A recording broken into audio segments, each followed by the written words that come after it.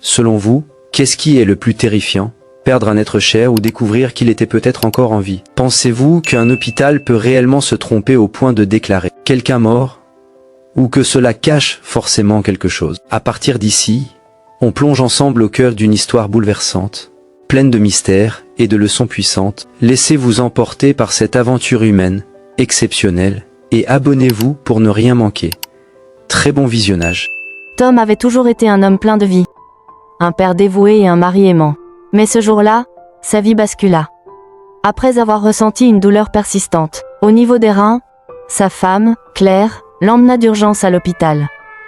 Les enfants, Lucas, 17 ans, Emma, 14 ans, et le petit Maxime, 5 ans, étaient inquiets, mais ils espéraient que ce n'était rien de grave. Les jours passèrent, et malgré les examens, les médecins ne trouvaient rien d'anormal. Tom semblait stable, mais sa douleur persistait. Puis, un matin, son cœur s'arrêta. Les médecins, déconcertés, tentèrent de le réanimer, mais en vain. Après des heures de lutte, ils déclarèrent Tom mort et établirent un certificat de décès. La famille, dévastée, ne pouvait croire à cette tragédie. Claire, en larmes, s'accrochait à ses enfants, tandis que Lucas et Emma se débattaient avec leur chagrin. L'enterrement fut un moment de profonde douleur. Le prêtre prononça des mots réconfortants, mais rien ne pouvait apaiser la peine de la famille. Alors que les fossoyeurs s'apprêtaient à enterrer le cercueil, un bruit étrange retentit. Un gémissement, puis un coup sourd. Les visages blêmes, les murmures de peur se répandirent parmi les proches. Était-ce un signe? Un miracle? On rouvrit le cercueil, et à la grande surprise de tous, Tom était là, les yeux ouverts, respirant faiblement. Les médecins, appelés en urgence, ne comprenaient pas. Comment avait-il pu revenir à la vie? Les examens révélèrent qu'il avait été dans un état de coma profond, simulant la mort. Une erreur tragique, causée par une défaillance dans les machines de monitoring qui avaient mal interprété ses signes vitaux. Claire, en colère et dévastée, décida de porter plainte contre l'hôpital.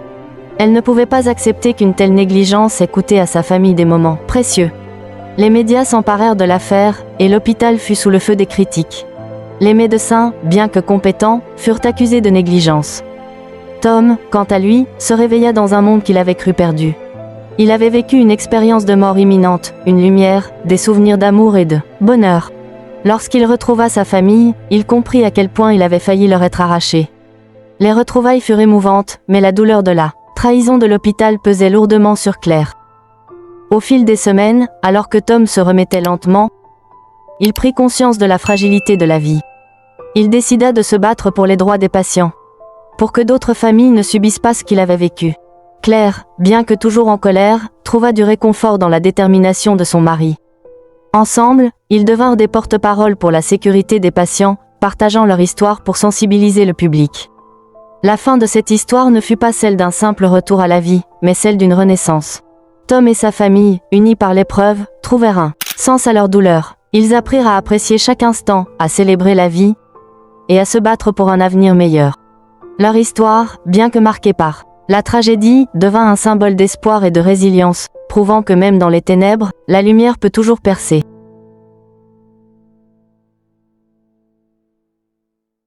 Après avoir lu l'histoire de Tom, pensez-vous que l'hôpital doit être tenu entièrement responsable de ce qui lui est arrivé, ou qu'il s'agit d'une tragique erreur humaine difficile à éviter? Si vous étiez à la place de Claire, que feriez-vous? Vous concentrer sur la reconstruction de votre famille, ou vous battre coûte que coûte pour obtenir justice, même si cela rouvre les blessures? Vos réponses nous intéressent, écrivez-nous dans la section commentaires, c'est pour nous un réel plaisir de vous répondre. J'espère que cette histoire vous aura plu.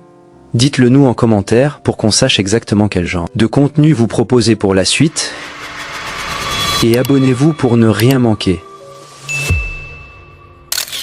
Merci infiniment. Jusqu'à la prochaine vidéo. Prenez soin de vous et de vos proches. C'était RDV 222 pour vous servir.